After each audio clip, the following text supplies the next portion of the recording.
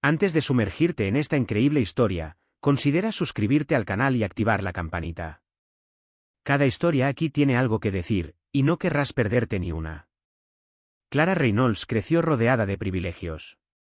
Desde pequeña, vivió bajo la imponente sombra de su padre, Richard Reynolds, un hombre de carácter fuerte, carismático y visionario que había fundado Reynolds Industries, una influyente multinacional de energía y tecnología.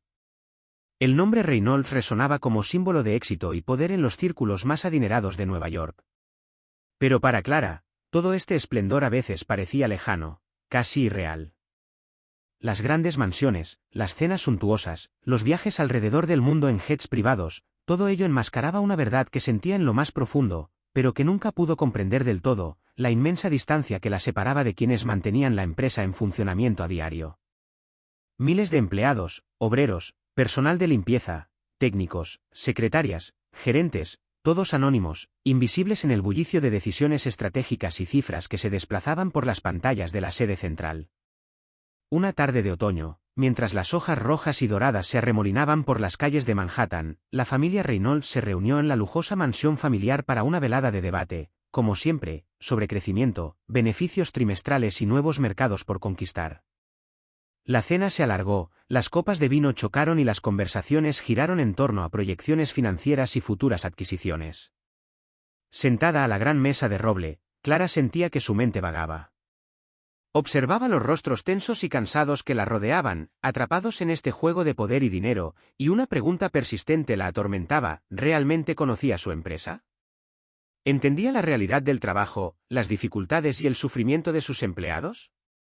La voz de su padre, firme y autoritaria, se alzó para presentar los resultados trimestrales. Luego vino un silencio, un momento de pausa. Clara respiró profundamente, y mirando directamente a los ojos de su padre, habló con nueva confianza. «Papá, quiero ver el negocio de verdad. No desde tu oficina, ni a través de informes, sino donde realmente sucede. Quiero entender cómo es la vida de quienes dirigen Industrias Reynolds, esos a quienes nunca ves en estas reuniones». La mirada de Richard se entrecerró, una mezcla de sorpresa y preocupación. «Clara, esto no es un juego lo que estás pidiendo. Son trabajos, responsabilidades, vidas. Esto no es un campo de pruebas». Dejó su vaso y luego añadió, con más suavidad, casi suplicante: «No necesitas ensuciarte las manos. Eres el heredero. Tu papel está en otra parte». Pero Clara no la escuchó. Había tomado esta decisión durante mucho tiempo, impulsada por una curiosidad genuina y el deseo de cambiar las cosas. «No quiero heredar un imperio que ignora sus raíces. Quiero comprender para poder actuar».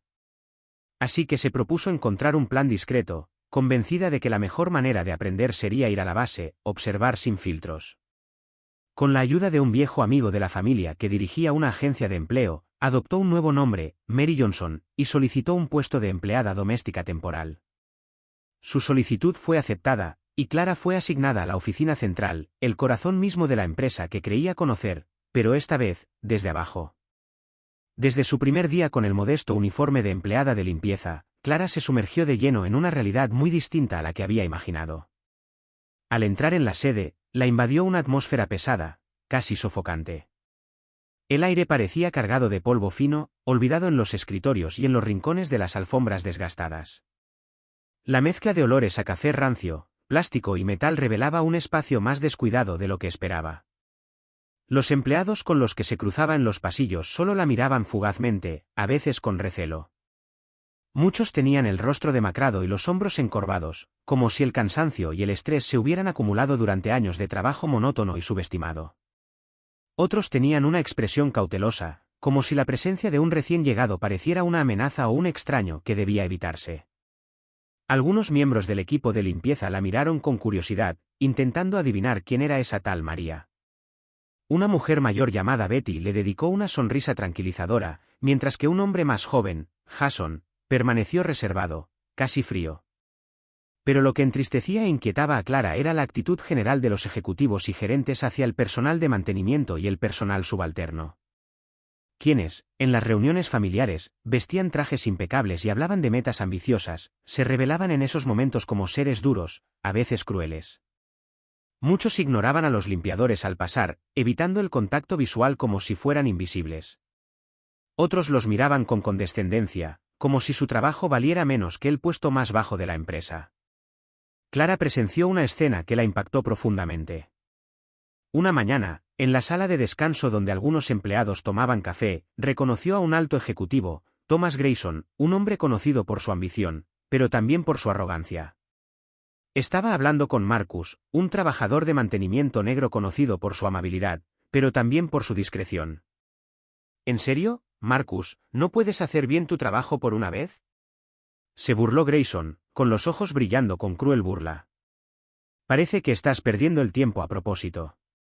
Marcus, visiblemente herido, miró hacia abajo y respondió con voz tranquila pero firme, estoy haciendo lo que puedo, señor Grayson. Pero Grayson se echó a reír, atrayendo algunas miradas incómodas alrededor de la mesa. Clara sintió que se le encogía el corazón. No era solo el comentario en sí, sino todo lo que contenía, el desprecio, la injusticia, la división invisible pero real entre las clases sociales dentro de la empresa. En su bolsillo, su libreta le recordaba su misión. Rápidamente, casi mecánicamente, anotó cada detalle, las palabras, las miradas, los silencios. Comprendió que lo que veía era solo la punta del iceberg de un problema mucho más profundo. En los días siguientes, Clara intentó mantener la mayor discreción posible, consciente de que su tapadera podía ser descubierta en cualquier momento. Adoptó una postura humilde, habló poco y observó mucho. Cada detalle, cada intercambio, se convirtió en parte de su investigación personal. Con un pequeño teléfono oculto en el bolsillo interior de su uniforme, logró grabar varias conversaciones en las que los gerentes eran crueles y despectivos con los empleados ausentes, denigrándolos sin reservas. Estas conversaciones ocurrían en oficinas vacías o durante descansos improvisados, y revelaban un ambiente tóxico donde la lealtad era escasa y el respeto inexistente. En una de estas grabaciones se puede escuchar claramente a un alto directivo bromeando cínicamente con un colega. Si quieres escalar, tienes que saber caminar sobre los demás. Y mala suerte para los que caen. Mientras conversaba, Clara notó que algunos funcionarios desviaban material de oficina, papelería, computadoras, para uso personal, sin que nadie pareciera preocuparse. Este tráfico a pequeña escala no se denunciaba, alimentado por un sistema donde reinaba la impunidad. Pero lo que más le impactó fueron las repetidas alusiones al acoso psicológico, a menudo trivializadas con humor exagerado. En un pasillo, escuchó a un grupo de gerentes reírse de un empleado cuyo nerviosismo se había convertido en objeto de constantes burlas y presiones. Unas frases de Clara. Debería aprender a tomar esto como una broma, de lo contrario nunca llegará muy lejos. Una noche, cuando el edificio estaba casi vacío, a Clara le asignaron limpiar la oficina del director financiero, un hombre llamado Stephen Clark, conocido por su rigor. Mientras ordenaba sus cosas, se topó con un archivo marcado como confidencial. Movida por la curiosidad, lo abrió discretamente. Este archivo contenía documentos internos que revelaban favoritismo sistemático en ascensos y asignaciones. Los nombres de ciertos altos directivos surgían con regularidad, beneficiándose de ventajas injustificadas, a menudo en detrimento de empleados más competentes, pero con peores puestos.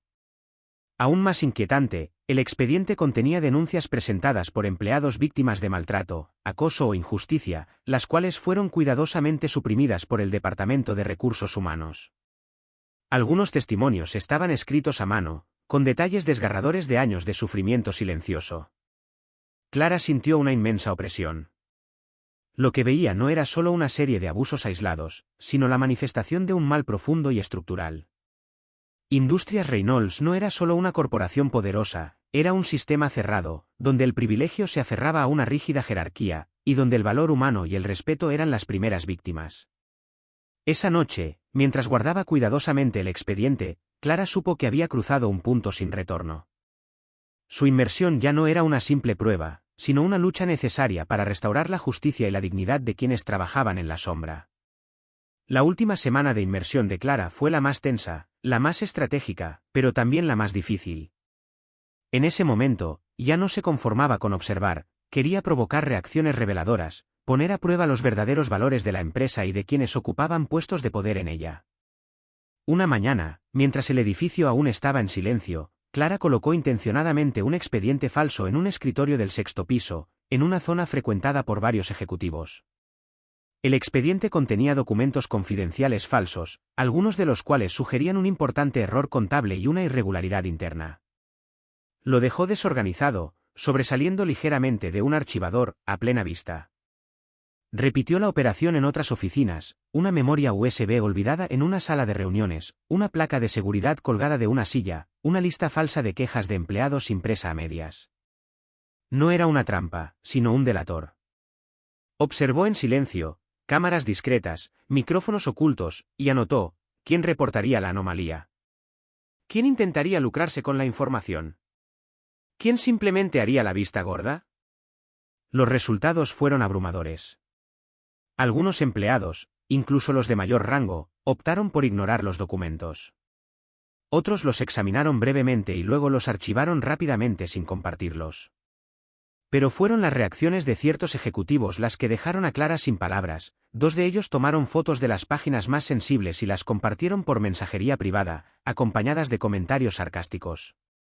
Otro robó la memoria USB e intentó descifrarla en su ordenador personal. En ninguno de los casos se siguieron los protocolos internos. La mayoría de los testigos no denunciaron el incidente. El viernes por la noche, mientras los pasillos de Industrias Reynolds se vaciaban lentamente, Clara concertó una cita de emergencia con su padre, Richard Reynolds, y exigió la presencia de toda la junta directiva. El orden del día se comunicó como confidencial y prioritario. Ningún miembro de la junta directiva había previsto lo que sucedería a continuación. En la gran sala de cristal del piso 20, iluminada por los últimos rayos anaranjados del día, Clara entró sin su uniforme de limpieza. Llevaba un traje sencillo y su rostro denotaba determinación. Su padre la miró, sorprendido por su expresión seria. Sin preámbulos, Clara encendió el proyector. Durante 25 minutos, reprodujo videoclips, escenas de desprecio, comentarios condescendientes, discretas evasivas, quejas apagadas, flagrantes injusticias. Entonces habló. Su voz era tranquila, pero firme. Esta es la verdadera cara de una parte de nuestra empresa. Esto es lo que experimentan aquellos a quienes nunca escuchas. Esto es lo que vi, lo que experimenté. Durante 3 semanas, fui invisible para ti. Vi la arrogancia, el cinismo, el miedo, el cansancio, y, a veces, la resignación. Esto no es solo una serie de errores individuales, es un sistema que hemos dejado deteriorar. Y me niego a heredarlo tal como está. Un largo silencio invadió la sala. Algunos miembros del consejo bajaron la mirada. Otros permanecieron paralizados. Richard Reynolds, por lo general tan seguro de sí mismo, parecía perdido. Su voz era baja, casi quebrada. Yo no pensé que llegaría tan lejos. Clara no dejó que la emoción se desvaneciera. Presentó un paquete de reformas estructurado y metódico, un plan de reestructuración de recursos humanos, procedimientos de denuncia anónima y auditorías internas independientes. Bajo la presión moral de Clara, y ante la abrumadora evidencia, el Consejo aprobó sanciones inmediatas. 30 empleados, en su mayoría gerentes intermedios y ejecutivos, fueron despedidos por mala conducta grave, acoso, negligencia intencional, apropiación indebida de material, abuso de poder, favoritismo. Pero Clara insistió en que esta purga no se llevara a cabo ni venganza, ni una operación cosmética. Si simplemente castigamos sin comprender, el asunto volverá a empezar de cero en unos años. Necesitamos reconstruir, no solo limpiar. Ella exigió la creación de un departamento independiente enteramente dedicado a la calidad de vida en el trabajo, justicia interna y equidad profesional. Este departamento tendría autoridad directa sobre el Consejo, escapando a la manipulación jerárquica. También propuso talleres obligatorios de concientización de derechos humanos, escucha activa y gestión ética de equipos. Un directivo que ignora la dignidad de quienes dirige no tiene cabida aquí. Una revolución silenciosa acababa de comenzar. Unos meses después, Reynolds Industries ya no era la misma empresa. No era solo una cuestión de imagen o comunicación, la transformación era palpable, real, se experimentaba a diario en los pasillos, talleres, oficinas e incluso en las miradas de los compañeros. Un aire nuevo soplaba en las estructuras internas, y este aire tenía un nombre: Clara Reynolds. Tras la impactante revelación que sacudió los cimientos morales de la empresa, se creó un comité independiente para supervisar la implementación de las reformas. Clara, ahora oficialmente al frente de la nueva división, Cultura y Bienestar en el Trabajo, desempeñó un papel central. No era un cargo honorario, era una responsabilidad que ella misma había exigido y que asumió con un rigor y una compasión que inspiraban incluso a los más escépticos. Una empresa reconstruida sobre valores humanos.